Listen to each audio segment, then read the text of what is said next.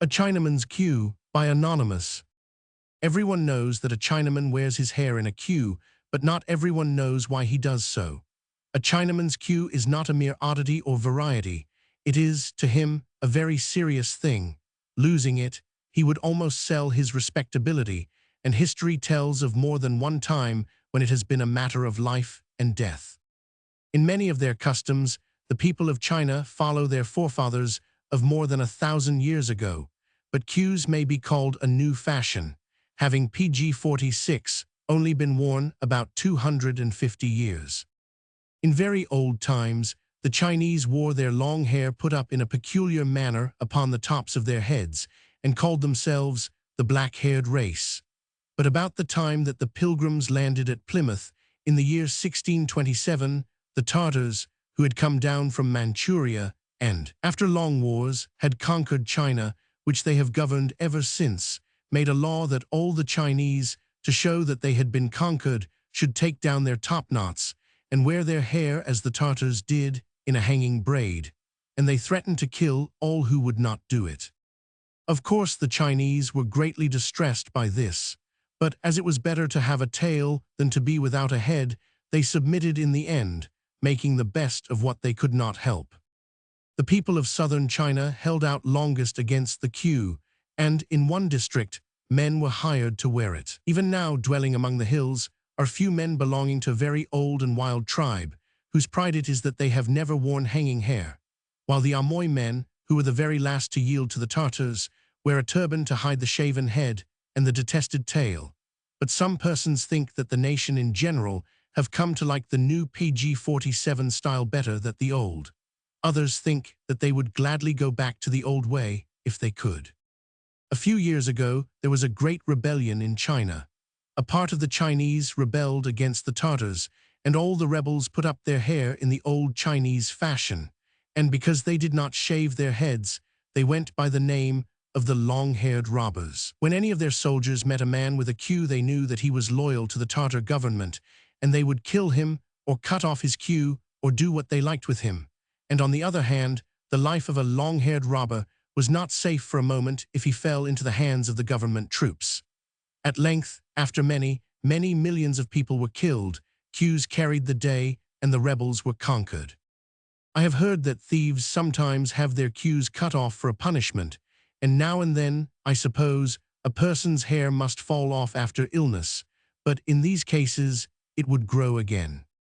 There are two classes of men in China who never wear queues: the Buddhist priests, who shave their heads all over and who can be known by the color of their gowns and their queer hats, and the Taoists, who, as a sign of their priesthood, wear their hair in a kind of twist on the back of their heads. With PG-48 these few exceptions, every Chinaman has a queue, from the young child whose short hairs are pinched up, sometimes on the crown of the head and sometimes on the sides of it, and braided with threads of red silk into a tight little tail a few inches long, so stiff that it stands straight out from the head, up to the almost bald old man, whose straggling gray hairs are tied into a thin wisp at the back of his neck.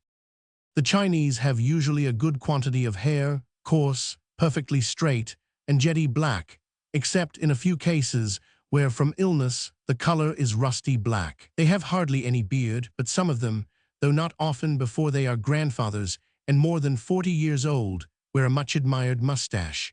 Accustomed to black locks and smooth faces, they look curiously on the full beards of the men and the yellow curls of the children of our fairer race, or, as they style us, the red-headed foreigners. The Chinese shave the whole head, except a round patch on the crown about as large as a breakfast saucer. On this, they let the hair grow, and it is combed back and down and tied firmly with a string at the middle of the bottom of the patch. It is then divided into 3 strands and braided. If a man is very poor, he simply has a plait, the length of his hair, PG-49, fastened at the end with a cotton string. But the Chinese have a good deal of pride about their hair, and if they can afford it, like to have the queue handsomely made. Often tresses of false hair are added to it, for making which the hairs that fall out are carefully saved. Of course, the hair is thinner at the end than at the top, and to keep the braid of more even size, and to increase its length, long bunches of black silk cord are gradually woven into it. Queues vary in length, but grown men often wear them hanging nearly to their shoes, the upper part of the braid being of hair and the lower part of black silk cord, which is tied in a tassel at the end. In southern China, children's queues are made bright and jaunty with crimson silk. For mourning, white cord is used, and for half-mourning, blue. Also, persons in mourning do not have their heads shaven for a certain length of time. When the emperor dies, nobody in China is expected to be shaven for 100 days. Commonly, tidy, well-to-do people have their heads shaven every few days, and as no one could easily shave the top of his own head, everybody employs a barber. Of course, there are a great many barbers, and with all the millions of people in China, they have a large business. Page 50. Besides the shops, many barbers have little movable stands containing all their tools, and they may often be seen plying their art by the wayside or at the houses of their customers. The barber has a basin of hot water, a towel, and an awkward kind of razor, and when he has shaven and washed the head and braided the hair of a man, he ends up all by patting him with both hands upon the back and shoulders in a way which to him is truly delightful. For all this, his charge is not more than 6 cents, and a poor man would pay still less. To make his queue thicker, sometimes a Chinaman wishes to grow more hair, and the barber will leave his head unshaven for, perhaps, a quarter of an inch all round the old circle of hair. When the new hair is an inch or two long, being very stiff, it stands up in a fringe like a kind of black halo all round his head, looking very comically and annoying the Chinaman very much, until it is long enough to be put into the braid. When a man is at work, he finds his queue very much in his way, and he binds it about his head or winds it up in a ball behind, where he sometimes fastens it with a small wooden comb. But in his own country, on all occasions of form and dress, he wears it hanging, and it would not be polite to do otherwise. Page 51. As it would take a long time to dry it, he dislikes to wet it, and if rain comes on, hastens to roll it up and cover it. Sometimes beggars, to make themselves look very wretched, do not dress their hair for a long time, and it becomes so frizzed and matted that hardly anything could be done to it, but to cut most of it off.